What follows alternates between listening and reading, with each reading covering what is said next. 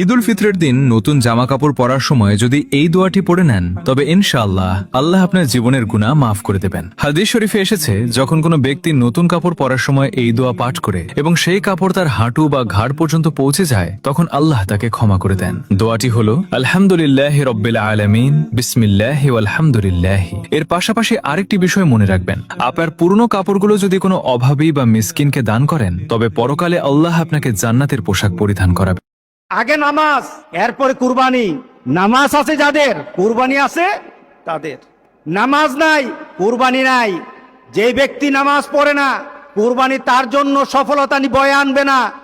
নামাজ নাই, কুরবানি হবে না তার। নামাজ ছাড়া কুরবানি হবে না।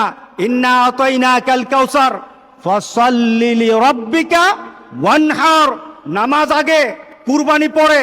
আর আমাদের সমাজে এমন মানুষ আছে নামাজ পড়ে না কিন্তু লক্ষ লক্ষ টাকা দামের কুরবানি ছাড়ে না।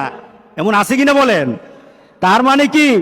সে দিন বুঝে না, সে ইসলাম বুঝে না, সে মুহাম্মদ সাল্লাল্লাহু আলাইহি সাল্লামের আল্লাহর ঘোষণাও জানে না, ইব্রাহিম আলাইহিস সালামকে দেওয়া সেই কুরবানির নীতি জানে না। এই কুরবানি তার জন্য কোনো সফলতা বয়ে আনবে না।